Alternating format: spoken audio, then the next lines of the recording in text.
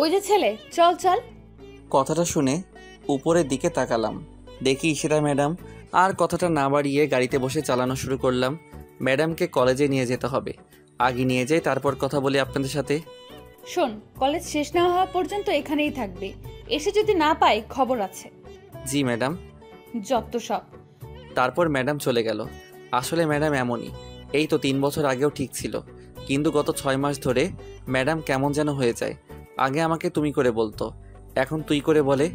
আগে ভালোভাবে কথা বলতো সবার সাথে, কিন্তু এখন রেগে রেগে কথা বলে সব ছেলেদের সাথে। তো অনেক কথা বললাম, আমার পরিচয় তো দিলাম না। আমি রাকিবুল হাসান, পড়ালেখাটা জানতে চাবেন না, পরে আমিই বলবো। আর ইনি হলেন ঈশিতা ম্যাডাম, পুরা নাম ঈশিতা নূর মায়াবতী, সবাই ঈশিতা বলে ডাকে, তাই আপনারাও তাই শুনবেন। সংসদ সদস্য মির্জা মোজাম্মেলের মেয়ে, একমাত্র মেয়ে। কিন্তু ম্যাডামকে দেখে মনে হয় না যে তিনি এত বড় নেতার মেয়ে। অহংকার, রাগ কোনোটাই ছিল না। কিন্তু ওই যে 6 মাস, ওই 6 মাসেই ম্যাডামের এত পরিবর্তন। ম্যাডামের ছুটি হয়ে গিয়েছে, ম্যাডাম একা একা আসছে। গত 6 মাস ধরে ম্যাডামের মুখে হাসি দেখছি না, তা কেন আমি জানি না, আর জানার চেষ্টাও করিনি। নেতার মেয়ে কখন কি করবে কে জানে, তাই কিছুই বলি না। ম্যাডাম এসেই, ওই গাড়ির গেট খুল, বাসায় যেতে হবে। আমি প্রতি উত্তরে কিছু না বলে গাড়ির দরজা খুলে দিলাম। ম্যাডাম বসার পরে দরজা লাগিয়ে আমি ড্রাইভিং করতে লাগলাম। গন্তব্য বাসা। বাসায় এসে পড়েছি। গাড়িটা থামানোর পরে দেখি ম্যাডাম ঘুমিয়ে গিয়েছে। ম্যাডামকে কয়েকবার ডাকলাম কিন্তু উঠল না। তারপর আমি গাড়ি থেকে নেমে ম্যাডামের দরজার কাছে গিয়ে ডাকলাম, কিন্তু ম্যাডাম উঠছে না। তাই দরজা খুলে ম্যাডামকে ধাক্কা দিলাম। ম্যাডাম, বাসায় এসে পড়েছি।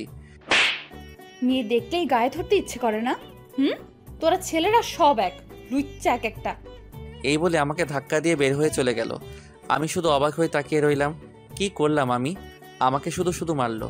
ম্যাডামই তো উঠতেছিল না, তাই তো ম্যাডামকে ডাকলাম, আর ম্যাডাম আমাকে মেরে দিল। আজ আমি গরিব বলে আমাকে মারলো। আমি আর কিছু ভাবলাম না। গাড়িটা ঠিক জায়গায় রেখে আমি গেলাম চাচার কাছে।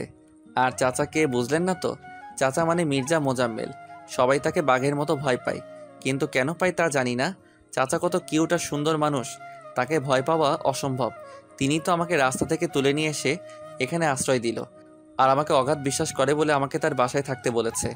ঘরে তার মেয়েও আছে, কিন্তু তবুও তিনি আমাকে থাকতে দিয়েছেন। আমাকে তার সাথে তার টেবিলে বসে খেতে দেন। শুধু আমি না, বাড়ির সব চাকর না, অন্যান্যরাও। আসলেই মানুষটা অনেক ভালো। এইসব কথা ভাবতে ভাবতেই চাচার ঘরে চলে আসলাম। চাচার ঘরে নক করতেই চাচা বলল ভিতরে যেতে। আমি ভিতরে ঢুকলাম। তারপর, আসসালামু আলাইকুম চাচা। ওয়ালাইকুম সালাম। তো কেমন আছিস? সারাদিন দেখলাম না যে। ম্যাডামকে নিয়ে ওনার কলেজে গিয়েছিলাম। তোকে না বলেছি ঈশিতাকে নাম ধরে ডাকতে? না মানে? চুপ থাক, ওকে নাম ধরে ডাকবি, ভুলে যাস না তুইও আমার ছেলে, আর ওর থেকে তোর যোগ্যতা বেশি। উঠে দাঁড়িয়ে আমার কাঁধে হাত রেখে বলল। আমার চোখ থেকে এক ফোঁটা পানি পড়ল। শক্ত করে চাচাকে জড়িয়ে ধরে কেঁদে দিলাম। চাচা আমার পিঠে থাপ্পড় দিয়ে বলল, আরে বেটা, কাঁদিস কেন? তুমি খুব ভালো চাচা, খুব ভালো। বাবা মা যদি বেঁচে থাকতো। পুরনো কথা ভুলে যা, নতুনকে সাথে নিয়ে শুরু কর। জি চাচা। আচ্ছা যা। রাত 11টায় ছাদে গেলাম। আজ ছাদে উঠতেই আমি অবাক, কারণ ছাদে একটা ছায়ামূর্তি। এত রাতে তো কেউ ছাদে আসে না। কে তাহলে এটা? আমি ছায়ামূর্তির পিছনে গিয়ে দাঁড়ালাম। আমি বললাম, কে আপনি? আমার কণ্ঠস্বর শুনে ছায়ামূর্তিটা ধরফর করে উঠল। সাথে যে চোখটা মুছে নিল তা আমার নজর এড়ায়নি। ছায়ামূর্তি আমার দিকে ঘুরতেই আমি অবাক, কারণ এটা ঈশিতা ম্যাডাম, থুক্কু ঈশিতা। আমাকে দেখে বলল, তুই এখানে কেন? না মানে এমনি। এমনি হলেই আসতে হবে নাকি? যা তাড়াতাড়ি নিচে চলে যা। জি। তারপর নিচে চলে আসলাম। কিন্তু ঈশিতা কাঁদতেছিল কেন? কারণটা কি? কেননা কোনো না কোনো কিছু হয়েছেই, আর তাই ঈশিতার মনে প্রচণ্ড আঘাতে এনেছে। আর তাই ঈশিতা চুপ করে আছে। না, আমাকে জানতেই হবে ঘাবড়াটা কোথায়। এইসব ভাবতে ভাবতেই আমার ঘরে চলে এলাম। তারপর আর কিছু না ভেবে ঘুমোতে গেলাম। সকালে আবার এক জায়গায় যেতে হবে।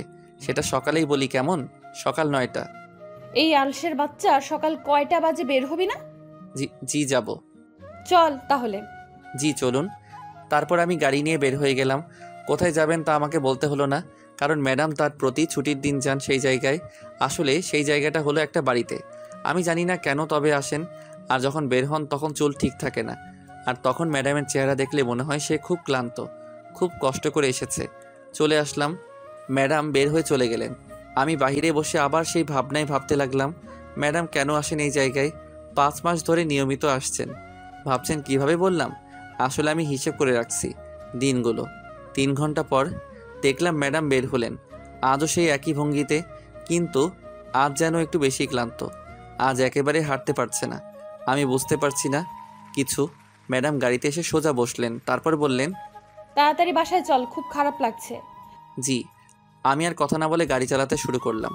গাড়ি চালাচ্ছি, লুকিং গ্লাসে ম্যাডামের দিকে তাকিয়ে দেখি ম্যাডাম ঘুমিয়ে পড়েছে। ম্যাডামের চেহারায় ক্লান্তি, ভয়, ঘৃণা সব এক হয়েছে। কিন্তু কেন? সেই কেনয়ের উত্তর এখন না খুঁজে গাড়ি চালানোতে মনোযোগ দিলাম। বাসায় এসে পড়েছি। ম্যাডামকে ডাকলাম, কিন্তু ম্যাডাম উঠছে না। কিন্তু গায়ে হাত দিলে তো থাপ্পড় খেতে হবে।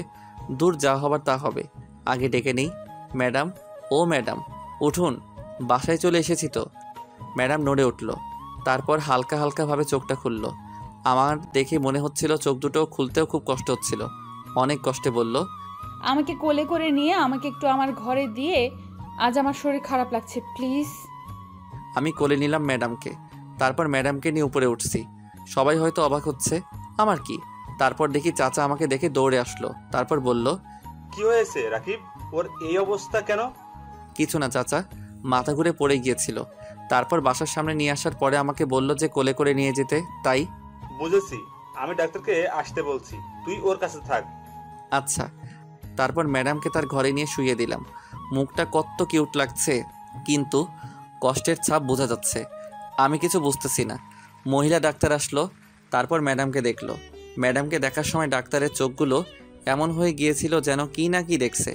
তারপর চাচাকে বলল, ভাই, আমার সাথে তাড়াতাড়ি বাইরে আসুন। জি চলুন। তারপর চাচা আর ডাক্তার চলে গেল। কিছুক্ষণ পরে চাচা এলো, বেশ গুরুগম্ভীর চেহারা নিয়ে। আমার কাছে এসেই বলল, রাকিব, বাবা আমার, সত্যি করে বল না, তোর ম্যাডাম কোথায় গিয়েছিল? তারপর চাচাকে সব বললাম, তবে শুধু আজকেরটাই। তারপর চাচা বলল, জানিস ডাক্তার কি বলেছে? কি? তারপর চাচা বলল, তা শুনে আমার মাথা ঘুরে গেল। আমি অবাক হয়ে তাকিয়ে রইলাম ম্যাডামের দিকে। তারপর চাচা আমার হাত ধরে বলল, ওর এই সব কথা যদি মিডিয়ার কাছে যায় তাহলে তো সর্বনাশ হয়ে যাবে। এমনি বিরোধী দলগুলো ক্যাসাল করতেছে, আবার যদি এই খবর পায় তো মিডিয়া পুরাই গরম করে ফেলবে। আমি একটু ভাবতে লাগলাম। তারপর চাচাকে বললাম, আমি আছি তো চাচা, টেনশন নেই, ভরসা রাখুন আমার উপর। তোর আশাতেই আছি, আমার মেয়েটাকে সুস্থ করে তোল। আল্লাহর উপর ভরসা রাখুন। তুই ঈশিতার কাছে যা, আমার কাজ আছে, আমি আসি।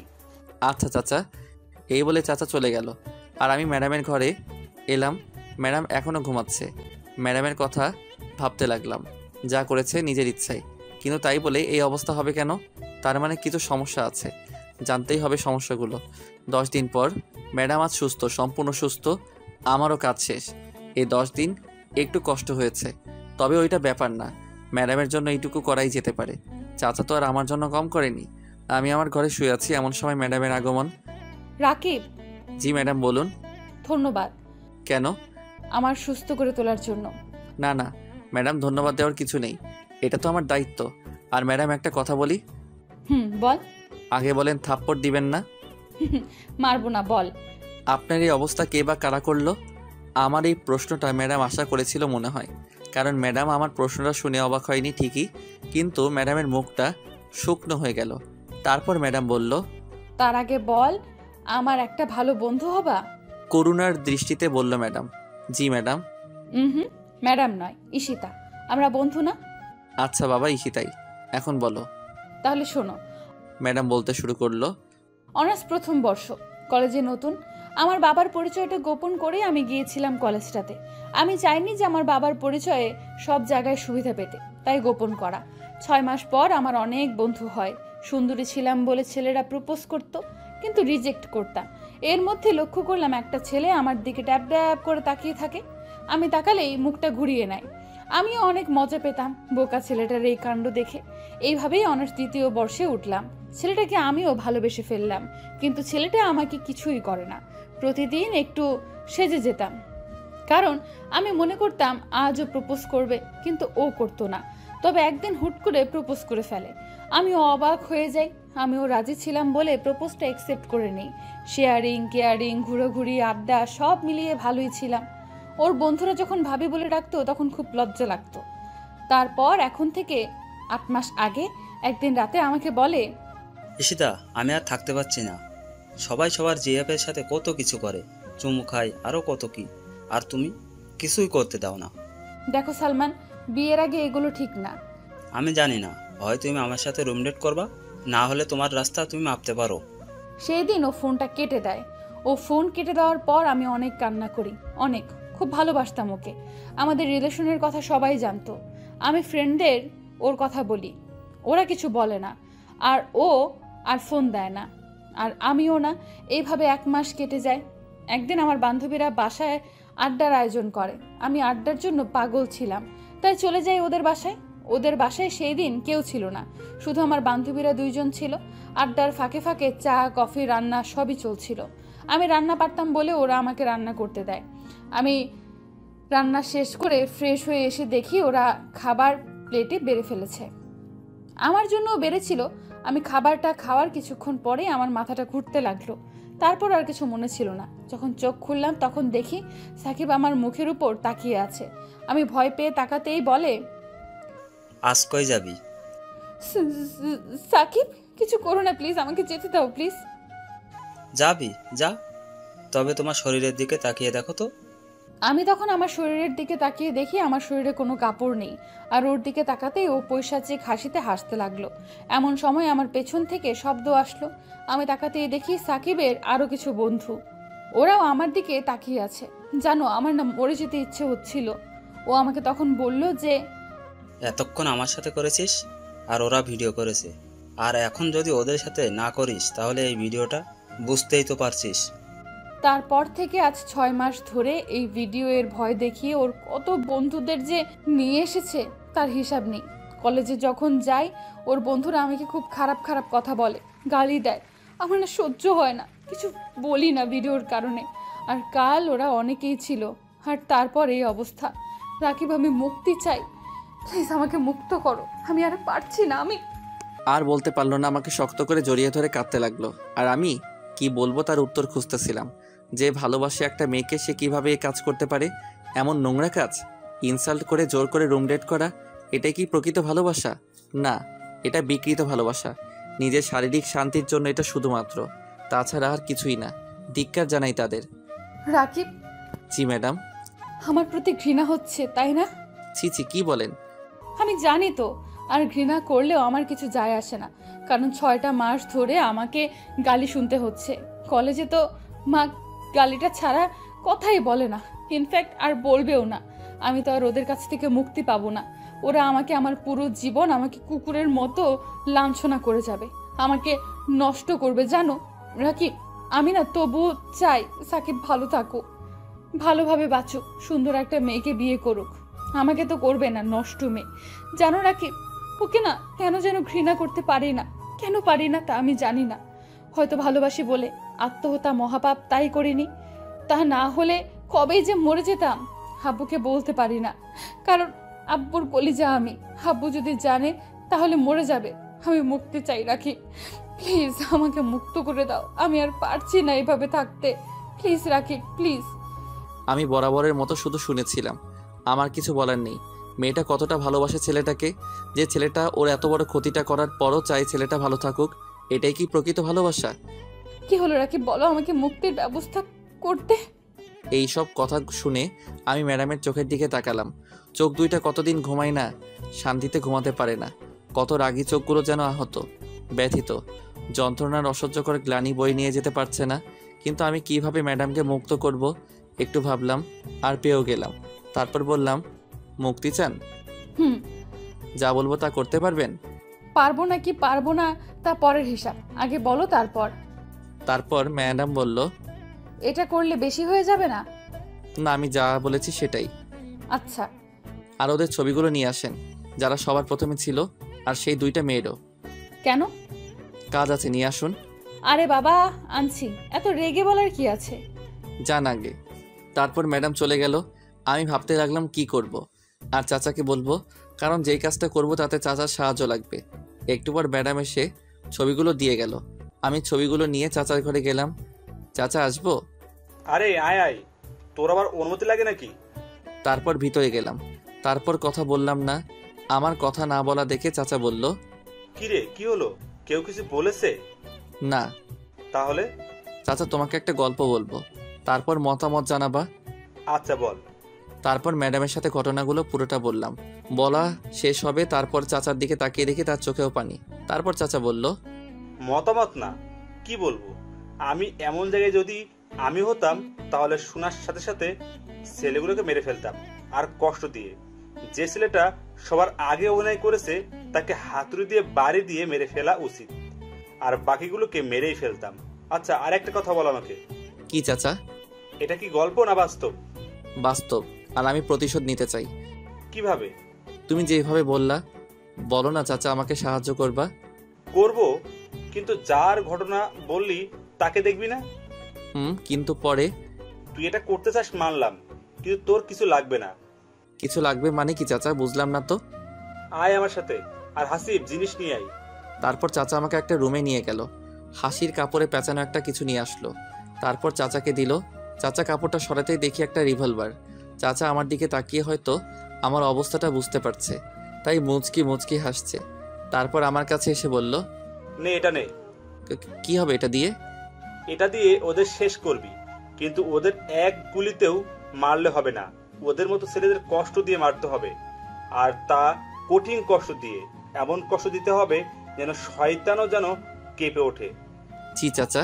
আর তোকে কিছু শিখিয়ে দিব, সেটা মেনে ওদের মারিস, তাহলে পুলিশ কেন, র্যাব আসলেও তোদের খুঁজে বের করতে পারবে না, বা পারবে না আসল খুনিকে। আচ্ছা তাহলে বলো। তারপর চাচা আমাকে বলল, কি বললো তা আপনাদের না জানলেও চলবে। তারপর চাচার কাছ থেকে বিদায় নিয়ে ম্যাডামের ঘরে এসে ম্যাডামকে সব বললাম, আর এটাও বললাম যে কাল যাব মারতে, একদিনে 70 জনকে মারব, সাথে মেয়ে দুটোকেও, কারণ ওরাও কম দোষী নয়। তারপর আমি আমার ঘরে এসে কালকের অপেক্ষায় থাকলাম। ভোর 5টা ম্যাডাম আর আমি বেরিয়ে পড়লাম, সাথে প্রয়োজনীয় জিনিসগুলো। প্রথমে যাব সাকিবদের বাসায়। সাকিব একা থাকে। ম্যাডাম আগে উঠে গেল। তারপর আমি, ম্যাডাম দরজা খোলাই রেখেছিল। ম্যাডামকে দেখি সাকিবকে জড়িয়ে ধরে আছে। তারপর সাকিব গেল ওয়াশরুমে। আমি তাড়াতাড়ি করে রিভলভারটা বের করে সাইলেন্সার লাগালাম। তারপর ওয়াশরুমের দিকে তাক করে থাকলাম। ম্যাডামের চোখে পানি, হয়তো ভালোবাসার মানুষটাকে আজ হারিয়ে ফেলবে বলে। আমি আর না তাকিয়ে থেকে সাকিব বের হতেই সাকিবের হাতে গুলি করলাম। সাকিব মাগো বলে চিৎকার দিল। তারপর ম্যাডামের দিকে তাকিয়ে দেখি তার ড্রেস চেঞ্জ। আমি অবাক হয়ে গেলাম, ড্রেস চেঞ্জ এত তাড়াতাড়ি করলো কিভাবে? আমি ভালোভাবে লক্ষ্য করতেই দেখি ম্যাডামের জামা নিচে পড়ে আছে। ম্যাডামের এক হাতে হাতুড়ি আর এক হাতে রান্দা। ম্যাডাম সাকিবের দিকে এগিয়ে যাচ্ছে। তারপর একটা কাগজ বের করলো। তারপর সাকিবকে লিখতে বলল। সাকিব ভয়ে তা লিখে ওর সাইন করে দিল, আর আমি সাকিবের বাঁ হাতে গুলি করি। সাকিব লিখে ম্যাডাম ওকে লাথি মেরে ফেলে দিল, আর বলতে শুরু করলো, সাকিব জানো, খুব ভালোবাসতাম তোমায়, খুব। তুমিই আমার সব ছিলে। তুমি যেদিন রুম ডেটের কথা বলো তখন আমার বেশি খারাপ লাগতো। আমাকে তুমি এড়িয়ে চলতা। তুমি না আমায় ভালোবাসতে। তুমি কিভাবে এটা পারলে সাকিব? আমি তোমাকে ভালোবাসতাম, তাই বলে এই নয় যে আমি আমার শরীরের অধিকার তোমায় দিয়েছিলাম। আমি তোমাকে কিস বা অন্য কিছু করতে দিতাম না। ইনফ্যাক্ট তোমাকে আমার হাত পর্যন্ত ধরতে দিতাম না। আর তুমি কিভাবে এই নোংরা কাজটা করতে পারলা? আমার সব কিছুর উপরে আমার স্বামীর অধিকার আছে, আমি তা মানি আর বিশ্বাস করতাম। আর তোমার জন্য তাকে ঠকাতে হবে আমাকে? তোমার বেঁচে থাকার অধিকার নেই। তোর মতো শয়তান বেঁচে থাকলে আরো অনেক মেয়ে নষ্ট হবে। এক ভয়ঙ্কর চিৎকার দিল সাকিব, কারণ ম্যাডাম সাকিবের 2 পায়ের ফাঁকে সজোরে বাড়ি মারে, আর ছেলে বলে তার প্রাণ এই একেবারে চলে যায়। তারপর ম্যাডাম রান্দা হাতে নিল। তারপর বলতে লাগলো, আমি তোকে ভালোবাসি না। এটা বলতে লাগলো আর কোপাতে লাগলো। আমি কিছু না বলে দেখতে লাগলাম। সাকিবের শরীরটা পুরো গরুর কাটা মাংসের মতো হয়ে গেছে, আর মুখটা ম্যাডাম হাতুড়ি দিয়ে বিস্টে একটা অবস্থা করে কাগজটা সাকিবের মুখে ছুঁড়ে দিয়ে চলে আসলাম। আর কাগজে লেখা ছিল আমি ধর্ষক। এভাবে 70 জনকে শেষ করলাম, সাথে ওই মেয়ে দুটোকেও। মেয়ে দুটোকে আরও কষ্ট দিয়ে মেরেছে ম্যাডাম। আর ভিডিওগুলো উদ্ধার করে বাসায় ফিরছি। ম্যাডাম আমাকে জড়িয়ে ধরে আছে আর কান্না করছে। আমি কান্নার কারণটা বুঝতে পারছি, তাই কিছু বলছি না। আমিও সময়ের সাথে তাল মিলাতে ম্যাডামকে জড়িয়ে ধরলাম। ম্যাডাম কিছু বলল না, তবে কান্নার বেগ বেড়ে গেল। আমরা বাসায় এসে পড়েছি। ম্যাডাম কোনো কথা না বলে দৌড়ে বাড়ির ভিতরে চলে গেল। আমিও আমার ঘরে এসে একটু ঘুমাতে চেষ্টা করলাম, আর ঘুমিয়ে পড়লাম। ঘুম ভেঙে গেল, কেন তা জানি না। একটা অপরাধবোধ জেগে উঠছে মনের মধ্যে অন্যরকম একটা ফিল, তা ভাষায় বোঝানো যাবে না। আমি আর না ভেবে ফ্রেশ হতে গেলাম। ফ্রেশ হয়ে এসে চাচার ঘরে গেলাম। চাচার জিনিসগুলো তো দিতে হবে, তাই চাচার ঘরে গেলাম। চাচা আসবো? রাকিব আয়। চাচা এই যে তোমার রিভলভার আর বুলেটগুলো নাও। আরে আরে কি করছিস? আমি এইগুলো নিয়েছি তোকে নেওয়ার জন্য নাকি? তাহলে? আরে পাগল, এইগুলা হলো এখনকার নিরাপত্তার জিনিস। রাখ এইগুলা তোর কাছে। আর এইটা রাখ, এটা হলো লাইসেন্স। এটা দেখালে পুলিশ তোকে ধরবে না যদি দেখে। ও আচ্ছা। আচ্ছা রাকিব, একটা সত্যি কথা বলবি? কি চাচা? তুই আজ কার জন্য প্রতিশোধটা নিলি? সেটা জানা কি খুব জরুরি? হ্যাঁ। ঈশিতার। চাচা পানির গ্লাস নিয়ে পানি খেতে নিয়েছিল। ধূপ করে চাচার হাতের পানির গ্লাসটা পড়ে গেল। কারণ চাচা চমকে গিয়েছিল। কারণ কোনো বাবা যদি তার মেয়ের এইরকম বাজে একটা হ্যারাসমেন্টের কথা শুনে তাহলে চমকাবেই। কারণ মেয়ে বাবাকে আর বাবা মেয়েকে সবচেয়ে বেশি ভালোবাসে। চাচা আমার দিকে তাকিয়ে আছে। চাচার চোখ থেকে টুপ করে এক ফোঁটা পানি পড়ল। কাজের টেবিলের উপর চাচা উঠে দাঁড়ালো। তারপর আমাকে কিছু না বলে হাঁটতে লাগলো। আমি জিনিসগুলো নিয়ে চাচার পিছু যেতে শুরু করলাম। চাচা ইশতা ম্যাডামের ঘরে যাচ্ছিলেন। চাচা ম্যাডামের ঘরে ঢুকলেন, আর সাথে আমিও ম্যাডামের ঘরে ঢুকলাম। দেখলাম ম্যাডাম গুটিসুটি মেরে ঘুমিয়ে আছে। কত মায়াবী লাগছে ম্যাডামকে। চাচা ম্যাডামের কাছে যেয়ে ম্যাডামের কপালে একটা চুমু দিলেন। তারপর ম্যাডামের হাত ধরে কান্না করতে লাগলেন। চাচা রাজনীতি করেন। চাচাকে এভাবে আমি কখনো দেখিনি এভাবে ভেঙে পড়তে। চাচা এভাবে কান্না করছে আর ম্যাডাম জাগছে না। আমার খুব চিন্তা হচ্ছে। ম্যাডামের পাশে তাকিয়ে দেখি ঘুমের ওষুধ। তার মানে ম্যাডাম ওষুধকে ঘুমিয়েছেন, সহজে উঠবেন না। চাচা আমাকে ডাক দিল। রাকিব। জি চাচা। তুই আমাকে আগে কেন বলিসনি বাপ? তাহলে আমিই যেতাম খুন করতে। এমন নোংরা কাজ আমার মেয়েকে দিয়ে করিয়েছে, আর তুই আমাকে বলিসনি কেন? ঈশিতা ম্যাডাম বলতে নিষেধ করেছিল, তাই করিনি। আমার দুইটা কথা রাখবি? বলো চাচা। এক, তুই মাস্টার্সে ভর্তি হয়ে যা। আর কি চাচা? জানি না কথাটা তুই কিভাবে নিবি। আমাকে হয়তো স্বার্থপর ভাববি, কিন্তু বলছি ঈশিতাকে তুই বিয়ে করবি। দেখ, আমি তোকে জোর করব না, তোর ইচ্ছা। তোকে যখন আমি আমার বাড়িতে নিয়ে আসলাম তখন থেকে আমি ঠিক করে রেখেছিলাম, তাই ঈশিতার কাছাকাছি রেখেছিলাম যাতে ওকে বুঝতে পারিস। কিন্তু এই ধরনের ঘটনা আমি জানতাম না রে। তোর ইচ্ছে, তুই কি করবি? আমি রাজি চাচা। ভেবে দেখ রাকিব। আমার ভাবা শেষ চাচা। আচ্ছা, কাল সকালের মধ্যে তোর কলেজে ভর্তি হবার কাগজ পেয়ে যাবি। আচ্ছা চাচা। এই বলে চাচা চলে গেল। আমি কেন রাজি হলাম তা নিয়ে প্রশ্ন এসেছে নিশ্চয়ই। আসলে চাচা আমাকে রাস্তা থেকে কুড়িয়ে এনেছে। আমি চাচার কাছে না আসলে খারাপ পথে চলে যেতাম, কিন্তু চাচা থাকাতে তা হয়নি। যে চাচা আমাকে না চিনেন না জেনে আমাকে তার ঘরে জায়গা দিল, আর আমি সেই চাচার মেয়েকে চিনেও বিয়ে করতে পারবো না তার অ্যাফেয়ারের কথা জেনে। এতটা অকৃতজ্ঞ আমি হতে পারিনি, তাই রাজি হলাম। হতে পারে সে ধর্ষিতা। আলো আর আধারে মিলে না হয় গড়ে তুলব নতুন একটা পৃথিবী। সকালবেলা ঘুম থেকে উঠলাম। চাচা সকালে দেখা করতে বলেছিল, তাই দেখা করতে গেলাম। চাচা আমাকে কলেজে অ্যাডমিট করিয়ে দিয়েছে, আর তার কাগজই আমাকে দিয়েছে।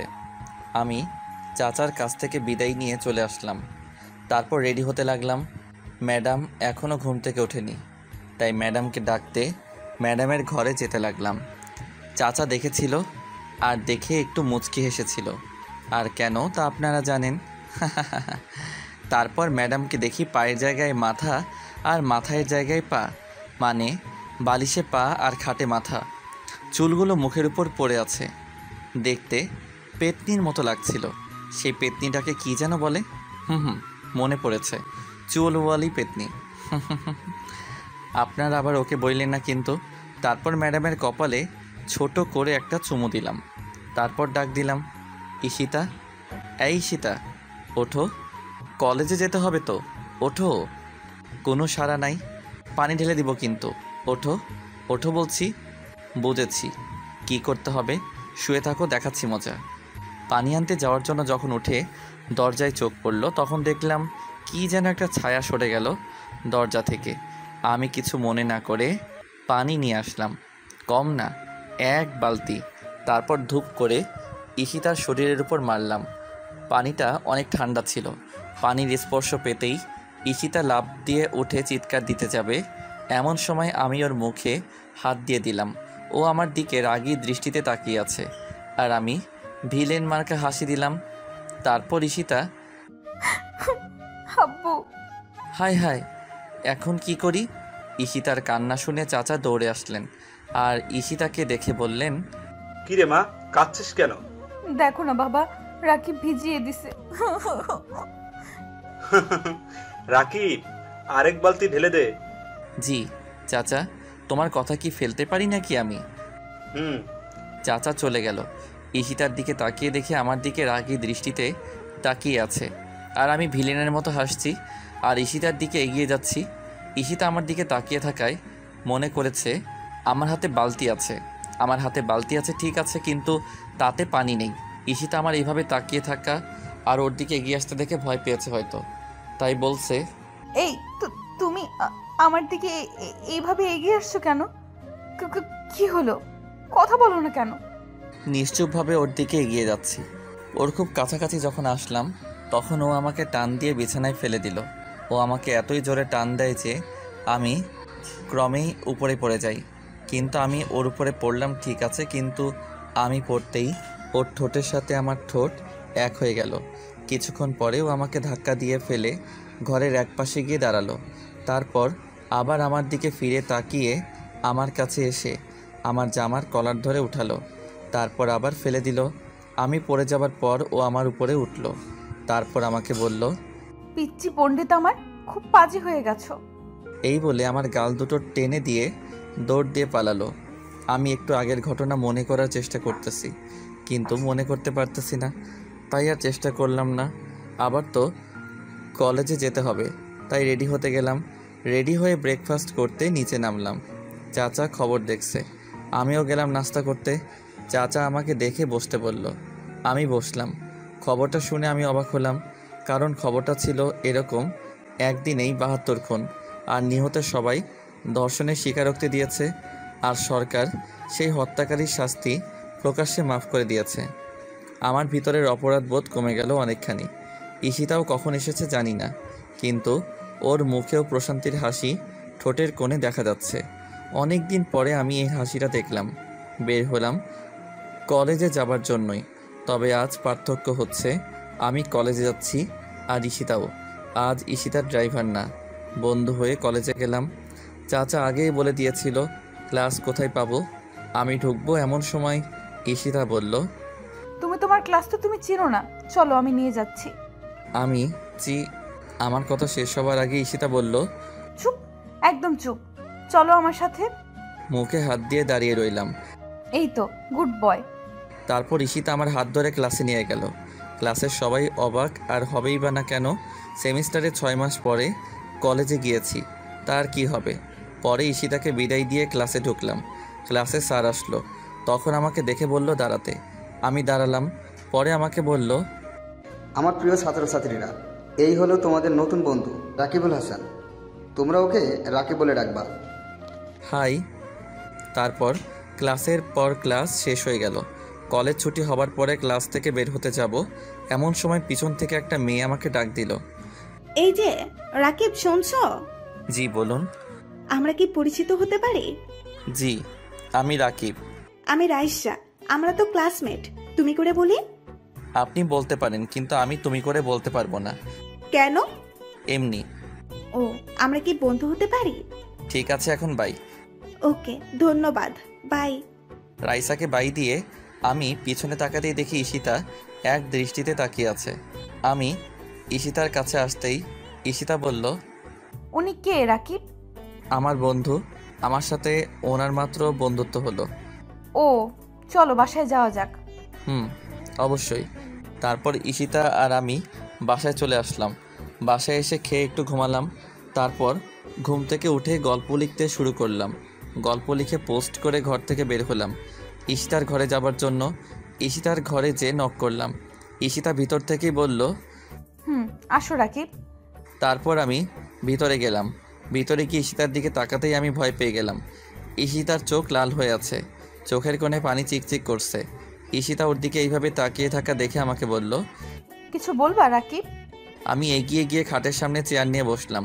তারপর ঈশিতাকে বললাম, কি হয়েছে তোমার? কই কিছু না তো, আমার কিছু হয়নি তো, আর আমার কি হবে? ঈশিতা, মিথ্যা বলছো তুমি আমার সাথে? আমরা না ফ্রেন্ড? তুমি কষ্ট পেয়ে কান্না করছো, আর যার জন্য কান্না করছো তার কারণটা জানবার অধিকারও কি নেই আমার? না না, তুমি যা ভাবছো তা না। আসলে আমার না সাকিবের কথা খুব মনে পড়ছে, খুব মিস করছি। রাকিব, ওকে না খুব ভালোবাসি, খুব। জানো, কাল রাতে স্বপ্নে না ওকে দেখেছিলাম। কলেজে যেদিন ওকে প্রথম দেখি সেদিনের মতো একই হাসি, একই লোক, বোকা বোকা আর টমেটোর মতো কিউট গালগুলো নিয়ে হাসি খুশি একটা ছেলে। কিন্তু আর বলতে পারলো না, কেঁদে দিল। আমি কি বলবো তাই ভাবছি। ওকে সমবেদনা দেওয়ার মতো ভাষা আমার নেই।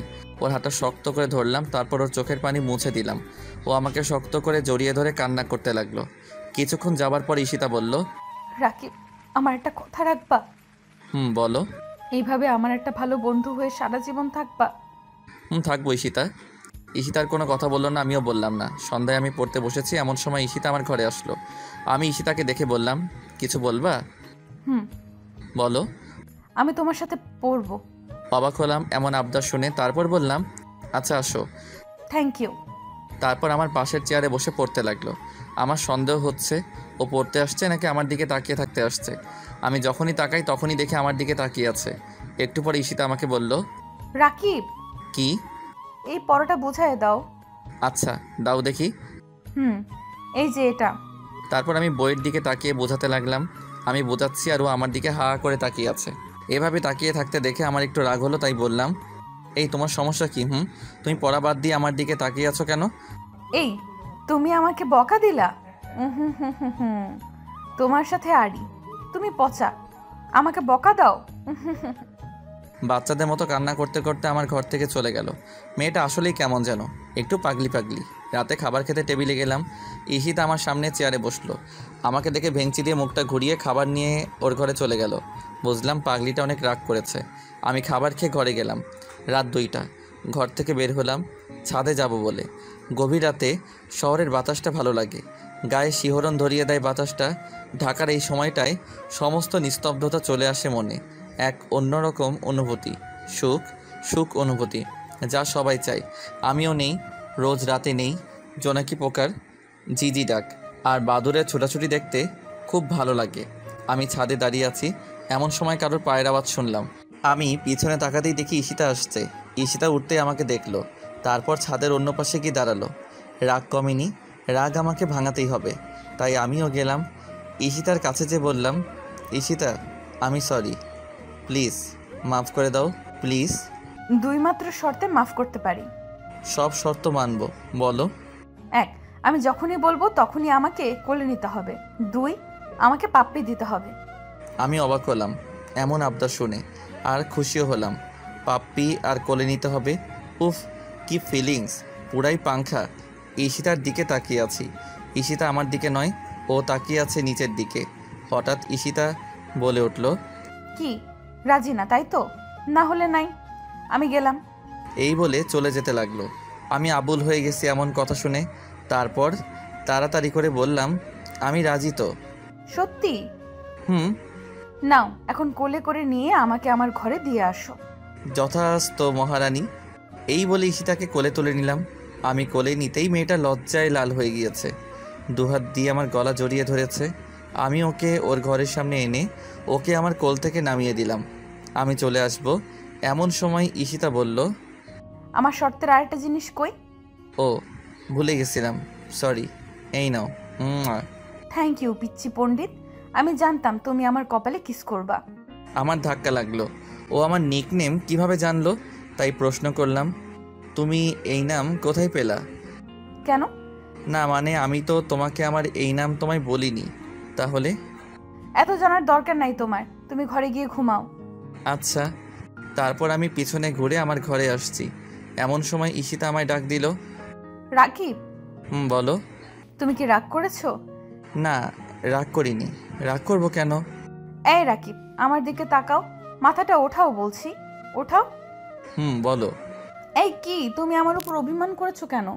আমি খুব সরি গো, আমার পিচ্চিটা খুব ভালো। এই নাও, তোমাকেও একটা জিনিস দিলাম। আমার গালে কিস করলো। আমি শক্ট হয়ে গেলাম। হঠাৎ করে এমন হওয়ায় আমার সারা শরীর কাঁপতে লাগলো। আমি ঈশিতার দিকে হা করে তাকিয়ে আছি। আমার এমনভাবে তাকানো দেখি ঈশিতা বলল, এই পোলা, হা করে তাকিয়ে না থেকে ঘুমাতে যাও। আচ্ছা। তারপর আমি আর কিছু না ভেবে ঘুমাতে গেলাম। এটা সেটা ভাবতে ভাবতে ঘুমিয়ে গেলাম। সকালে আমি ঘুম থেকে উঠলাম, তারপর নামাজ পড়ে ব্রেকফাস্ট করতে গেলাম। চাচাও আছে, চাচার সাথে কিছু কথা আছে তাই বললাম, চাচা আমি আলাদা থাকতে চাই। মাথা নিচু করে বললাম, কি? চাচা আমি নিজেই নিজের খরচ চালাতে চাই। তুই কি মনে করছিস আমি তোকে আমার নিজের ছেলে মনে করি না? তোকে কি আমি বোঝা মনে করি? না মানে তা না, আমি নিজে এখন থেকে চেষ্টা করি, দেখি কি করতে পারি। তোর ইচ্ছা, কিন্তু আমাদের ভুলে যাস না বাবা। কি যে বলো না চাচা, যেই দিন তোমাদের ভুলে যাব সেদিন আমিও আর এই পৃথিবীতে থাকবো না। এইসব কথা বলিস না, আর দোয়া করি তুই তোর আশা অনুযায়ী তুই যেন সাফল্য পাস। ধন্যবাদ চাচা। এই বলে চাচা নাস্তা না করে চোখ মুছতে মুছতে চলে গেল। হয়তো বেশি ভালোবাসে বলে আমার চলে যাওয়াটা মেনে নিতে পারছে না। কি জানি কেন কান্না করছে চাচা, কিন্তু আমার বাবা মায়ের পরে হলো আমার চাচা। খুব খুব খুব ভালোবাসি চাচাকে। না গেলে হয় না রাকিব। আমি চলে যাব ঈশিতাকে। এটা যখন বলতে এসেছি তখন ঈশিতা এই কথা বলল। তারপর আমি বললাম, প্লিজ তুমি না করো না। আচ্ছা যাও, তবে প্লিজ আমি কিন্তু মাঝে মাঝে যাব, তখন কিন্তু রাগ করতে পারবা না। আচ্ছা বাবা যেও, আমি এখন আসি। আচ্ছা, খোদা হাফেজ। খোদা হাফেজ। চলে আসবো এমন সময় ঈশিতা বলল, রাকিব শোনো। বলো। আমার সামনে এসে আমাকে খুব শক্ত করে জড়িয়ে ধরলো আর বলতে লাগলো, খুব খুব খুব মিস করব তোমায় রাকিব। আমিও মিস করব তোমায়। আমার চোখ থেকে পানি পড়লো কয়েক ফোঁটা। তারপর ঈশিতাকে ছাড়িয়ে নিয়ে আমি বের হয়ে গেলাম আমার গন্তব্যস্থানে। ও আপনাদের তো বলিনি আমি কোথায় যাচ্ছি। আসলে আমি অনেক দিন ধরেই চাকরির চেষ্টা করছিলাম, আর আল্লাহর রহমতে চাকরিটা পেয়ে যাই, আর তারপর বাসা ভাড়া নিয়ে নেই। আর বাকিটা তো আপনারা জানেনই। ও আমার বেতন 30,000 টাকা, আর মাস্টার্স শেষ করলে আরও বাড়তে পারে। আপনাদের সাথে কথা বলতে বলতে আমি আমার বাসায় চলে এসেছি। তারপর প্রয়োজনীয় জিনিসগুলো কিনতে গেলাম, সব কিনে বাসায় আসলাম।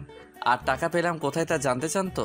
আসলে অফিস থেকে 1 মাসের বেতন আগে দিয়ে দেয়, আর তা দিয়েই এইগুলো কিনলাম। ও অনেক কথা হলো, এবার রান্না করতে হবে। আসার সময় মুরগি আর চাল কিনে নিয়ে এসেছিলাম, আর আমি রান্না পারি তাই আর কোনো সমস্যা নেই। রান্না করলাম, গোসল করলাম, তারপর খাবার খেতে বসলাম। খাবারের 1 লোকমা মুখে দিতেই চাচার কথা আর ঈশিতার কথা মনে পড়ে গেল। কত কথা হতো খাবার সময়, সাথে যারা কাজ করতো তারাও খেত। দেখে মনে হতো পুরোটাই যেন একটা পরিবার। খুব মিস করছি চাচাকে, খুব। আর ঈশিতা, আমি তো খাবার খাচ্ছিলাম, ঘড়ির দিকে তাকালাম। ঘড়ি দেখে আমি অবাক হয়ে গেলাম, কারণ আমি খেতে বসেছিলাম 3টায় আর এখন বাজে 4:30। অবাক হয়ে গেলাম। আমি এত সময় ভাবতাম, আবারও ফোনের শব্দ পেলাম। ফোনের স্ক্রিনে তাকিয়ে দেখি ঈশিতার ফোন, তাই তাড়াতাড়ি করে ফোনটা ধরলাম। ফোন ধরতে ঈশিতা বলল, এই কুত্তা, বিড়াল, ছাগল, হারামি, পচা ছেলে, তোরে কতগুলো ফোন দিছি, তুই ধরস নাই কেন? জানিস কত চিন্তা হয়েছে আমার? না মানে। চুপ, একদম চুপ, একটা কথা বলবা না। আগে বলো তুমি খেয়েছো রাকিব? তুমি খেয়েছো? এই তোমার সাথে ফ্রেন্ডশিপ হবার পর থেকে তোমাকে ছাড়া খেয়েছি না। তাহলে? তোমাকে তো এর জন্যই ফোন দিলাম। আচ্ছা আমি খেয়ে তোমাকে ফোন দিচ্ছি। রাকিব, রাকিব শোনো না। বলো। আমাকে পাপ্পি দাও। কি? শর্তের কথা ভুলে গেছো? ও এই নাও। Thank you. এই বলে কেটে দিল। আসলেই পাগলি মেয়ে একটা, কখন যে কি করে। আর পাগলি না হলে কি এরকম আবদার করে? পরের দিন সকালে উঠে আগে কলেজে গেলাম, কারণ আমি যে চাকরি করি তাতে একটা কাগজ লাগবে, তাই। না হলে আজকে থেকে জয়েন দিতাম। কলেজে গিয়ে প্রিন্সিপাল স্যারের কাছ থেকে কাগজটা নিয়ে চলে আসছি, এমন সময় পিছন থেকে ডাক এলো। রাকিব, পিছনে তাকিয়ে দেখি রাইসা। আমি রাইসার দিকে এগিয়ে গেলাম। রাইসা আমাকে বলল, কাল কলেজে আসোনি কেন? বাসা চেঞ্জ করেছি তো তাই। হঠাৎ বাসা চেঞ্জ করেছো কেন? চাকরির জন্য, চাকরি পেয়েছি তো তাই। তাই? ট্রিট কোথায়? চলেন তাহলে। না থাক, পরে নেওয়া যাবে। আচ্ছা, তোমার সাথে কিছু কথা ছিল, একটু শুনবা? বলো। আমার সাথে সারা জীবন ফ্রেন্ডশিপ রাখবা? আপনার সাথে সারা জীবন ফ্রেন্ডশিপ রাখবো। ধন্যবাদ তোমায় রাকিব। আর আসল কথা হলো, আমার বিয়ে আগামী মাসের 12 তারিখে। তুমি কিন্তু অবশ্যই আসবা, না করতে পারবা না। ও খুব ভালো কথা, আমি আসার জন্য চেষ্টা করব। চেষ্টা না, তোমাকে আসতেই হবে, আর সাথে তোমার বউকেও। আমি টাসকে খেলাম রাইসার কথা শুনে। ও আবার জানলো কিভাবে আমার বউ আছে। আর বউ আসলো কোথা থেকে? আমি তো বিয়ে করিনি। তাহলে এত কথা ভাবার চেয়ে রাইসাকে জিজ্ঞাসা করলেই তো হয়, তাই রাইসাকে জিজ্ঞাসা করলাম, আমার বউ মানে? মানে হলো ঈশিতার সাথে তোমার বিয়ে ঠিক হয়ে আছে। তো তুমি জানলা কিভাবে? আমি জানবো না তো কে জানবে? ঈশিতা আমার আপন চাচাতো বোন। আমি এতদিন বিদেশে ছিলাম, এই বছরই আসলাম। তারপর ঈশিতার আব্বু আমাকে বলল তোমার কথা কয়েকদিন আগে বলেছে। আর ৭০ জনের কি অবস্থা করেছো তা আমি জানি। আর ভালো করেছো, ঈশিতার জায়গায় আমি থাকলে ওদের ভিডিও দিয়ে ওদেরই ১২টা বাঁচালাম। আর ঈশিতা মেয়েটা খুব সহজ সরল, ওর মনে এত প্যাচ ছিল না। আমি সব জানতাম। সাকিবের সম্পর্কে ওকে না করেছিলাম রিলেশন করতে, কিন্তু ও হয়তো অনেক ভালোবেসে ফেলেছিল।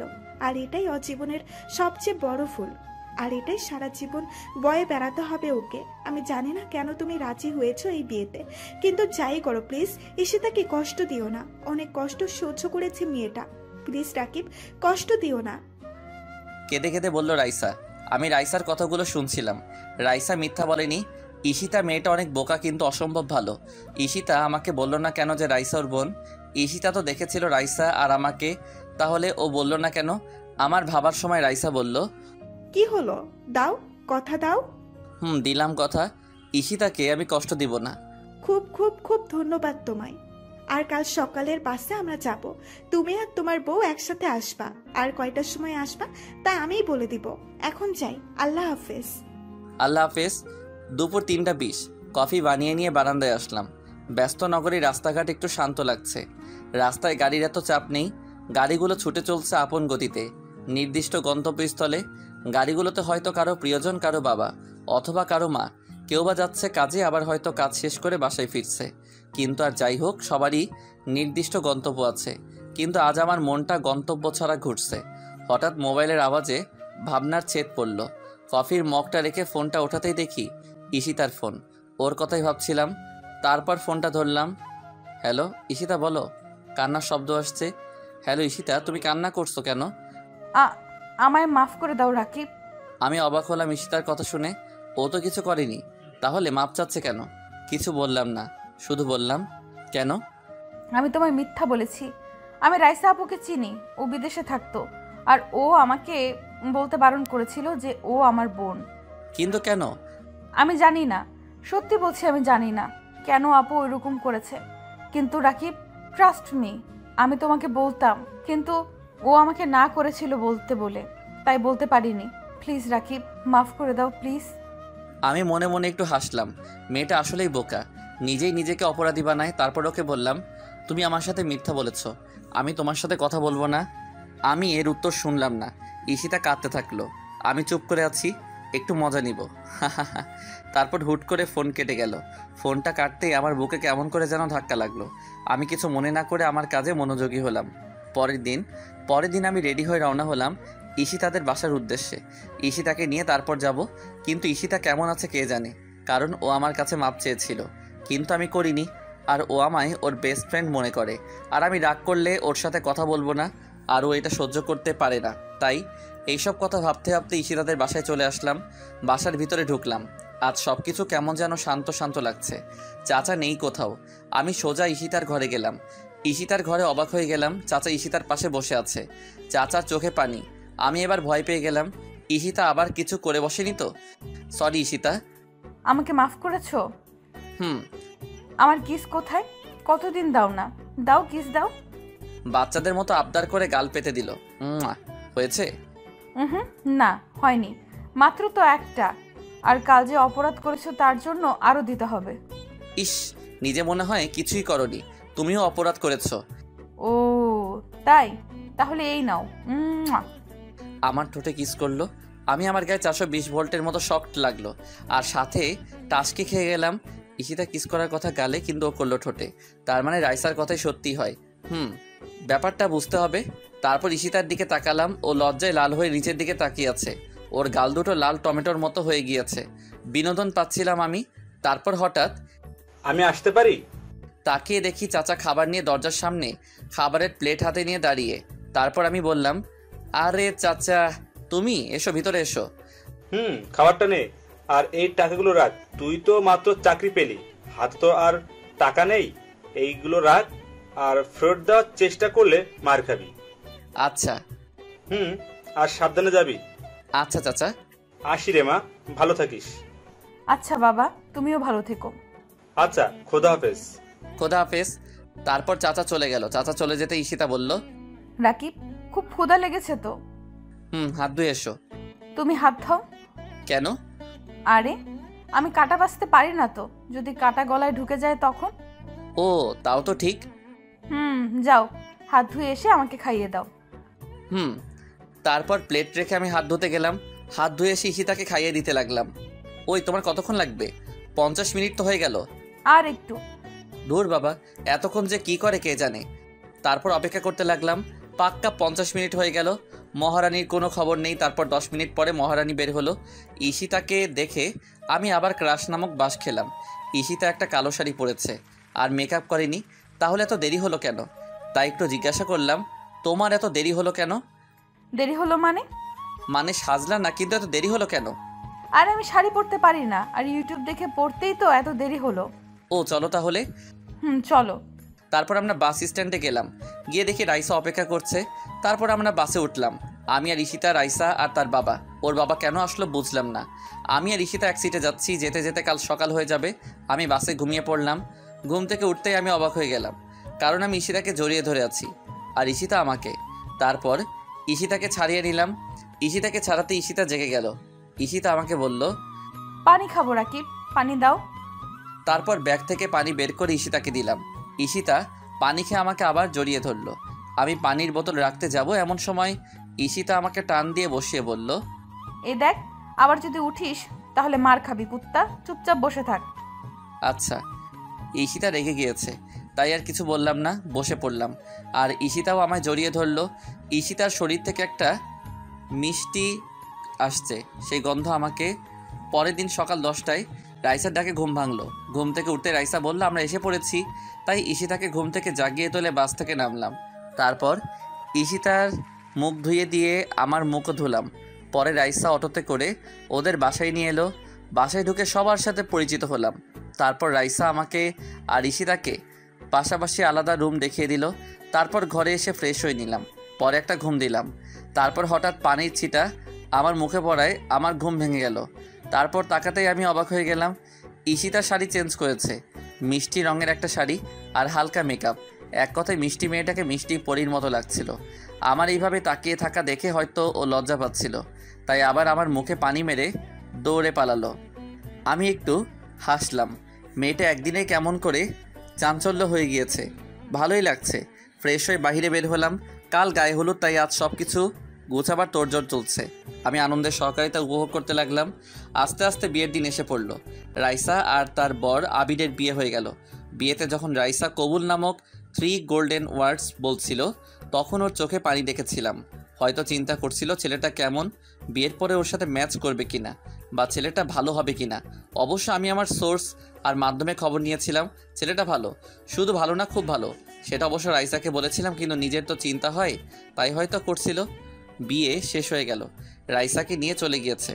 যাওয়ার সময় রাইসা শুধু এতটুকুই বলেছিল আমাকে, ঈশিতার চোখের এক ফোঁটা পানিও যেন মাটিতে না পড়ে, আর যদি পড়ে তাহলে দেখো কি করি আমি তখন এমন করলাম যে রাইসা কান্নার মাঝেও হেসে দিয়েছিল। এমনকি শুধু রাইসা না, যারা যারা এখানে ছিল তারা আমাদের কথা না শুনলেও আমার মুখ দেখেও হেসে দিয়েছিল। তারপর রাইসা ঈশিতার কানে কানে কী যেন বলল, তারপর চলে গেল। রাইসার বিয়ের একদিন পর আমরাও চলে আসলাম। তারপর থেকে আবার সেই পুরনো রুটিনে চলতে লাগলাম। সপ্তাহে একদিন কলেজে যাবা, ঈশিতার সাথে ঘোরা, রাতে কথা বলা, মেসেজিং করব, শেয়ারিং কেয়ারিং, মজা মাস্তি আড্ডা, এইভাবে চলে গেল 2 বছর। 2 বছর পর আজ অফিসে যাওয়ার জন্য বের হব, এমন সময় ফোন বেজে উঠল। ফোনটা তুলে দেখি চাচার ফোন। তারপর ফোনটা ধরলাম। আসসালামু আলাইকুম চাচা। ওয়ালাইকুম। তো 2 বছর তো হয়ে গেল, কি ভুলে গেলি নাকি? না চাচা, ভুলি নাই, মনে আছে। হারামজাদা, চাচা না বাবা বলবি, বাবা। আচ্ছা, বাবা বাবা বাবা। আজ রাতে বিয়ে বড় করে করব না, বাসায় কাজে ডেকে বিয়ে পড়াবো আর এতিমখানার মসজিদে মিলাদ পড়িয়ে দিব। চাচা, এটা ভালোই হবে। আবার চাচা? না থুক্কু বাবা। আল্লাহ হাফেজ। আল্লাহ হাফেজ। ফোনটা কেটে দিলাম। চাচার প্রতি সম্মান আমার আবার বেড়ে গেল, কারণ চাচা লোক খাওয়ানোর মতো অযথা টাকা নষ্ট করার চেয়ে এতিমখানে দিচ্ছে। স্যালিউট চাচা। বিয়েটা হয়ে গেল। ঈশিতাকে নিয়ে আমার বাসায় আসলাম। আর ভাবছেন ঈশিতা আগে থেকে জানতো? আসলে তা না। ঈশিতাকে চাচা তুক্কু বাবা বলেছিল আজকেই। আমি জানি ঈশিতা আমায় ভালোবাসে, তাই না করবে না, কিন্তু ঈশিতাকে বাবা অনেক কষ্টে রাজি করিয়েছিল। ঈশিতা যখন রাজি হচ্ছিল না তখন বাবা নাকি বলেছিল যে 2 বছর আগে থেকেই ঠিক করা। তখন নাকি ঈশিতা রাগী গলায় বলেছিল আমি রাজি। আর রাকিবের খবর আছে, বাবা আমাকে এই নিয়ে সাবধান করেছিল। ঈশিতার কিছু বান্ধবী এসেছিল ঈশিতার সাথে। তারা ঈশিতার সাথে কথা বলা শেষ করে যাবার সময় আমাকে বলল, বিড়ালকে আপনার মারতে হবে না, আজকে বিড়ালে আপনাকে মেরে দিবে। এই বলে ওরা হাসতে হাসতে চলে গেল। আমি ওদের এই কথার মানে ভালোভাবেই বুঝতে পেরেছি। তারপর আমি আমার বাসর ঘর আজ আমার জন্য জমের ঘর বললেও ক্ষতি নেই। ঈশিতা যেইভাবে ফায়ার হয়ে আছে তাতে করে ফায়ার সার্ভিস এসেও ওর আগুন নিভাতে পারবে কিনা সন্দেহ আছে। তারপর ঢুকলাম, ঢুকতেই আমি অবাক, এ কি বউ কই? আমার পাশে তাকাতেই দেখি ঈশিতা আর্জেন্টিনার জার্সি আর ট্রাউজার পরেছে, আর ট্রাউজারটাও হাঁটু পর্যন্ত। ওকে এই অবস্থায় দেখে আমার নিজেরও লজ্জা লাগছিল। আমাকে দেখেনি, আর যখন আমাকে দেখলো তখন বলল, ওই কি হইছে, এমনভাবে তাকিয়েছিস কেন? বাবু হইছে থুক্কু, কিছু না। বাবু কোথায়? এখনো হইলই না আবার বাবু। আর তোর কপালটা আজ ভালো যে আর্জেন্টিনার খেলা আছে, না হলে তোর খবর ছিল। যাই হোক, এখন লক্ষ্মী ছেলের মতো আইসক্রিম এনে দে, খাবো আর খেলা দেখবো। রাত 1টা বাজে, আইসক্রিম কোথায় বাবা? কি রাত 1টা? খেলা তো শেষ। আব্বু,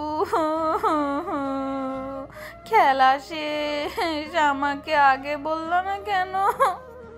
আমার মনে ছিল না তো, সরি। তুমি ইচ্ছা করে বলনি। সত্যি বলছি, আমিও তো আর্জেন্টিনা সাপোর্টার। আর কাল তো রিপিট দিবেই, তখন না হয় দেখে নিব। তুমি চুপ থাকো, একটা কথাও বলবা না। আমার ক্ষুধা লেগেছে, বিরিয়ানি আন আর আইসক্রিম আনো। বিরিয়ানির সাথে আইসক্রিম? যাও। আচ্ছা। আইসক্রিম তো ফ্রিজে অনেক আছে, আর আসার সময় বিরিয়ানির প্যাকেটও এনেছি, বেঁচে গেলাম। তারপর আইসক্রিম আর বিরিয়ানির প্যাকেট নিয়ে ঘরে গেলাম। ঘরে যে একটু শব্দ করতে ঈশিতা ভয়ে চিৎকার দিয়ে উঠলো।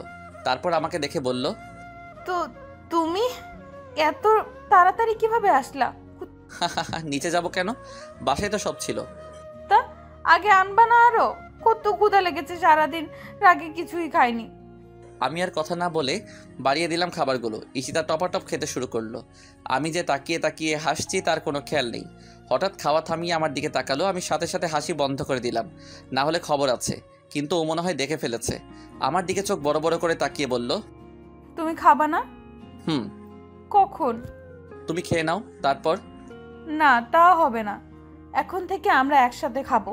আচ্ছা হইছে, এখন এখানে আমার সামনে বসো, আমি তোমাকে আর তুমি আমাকে খাইয়ে দাও।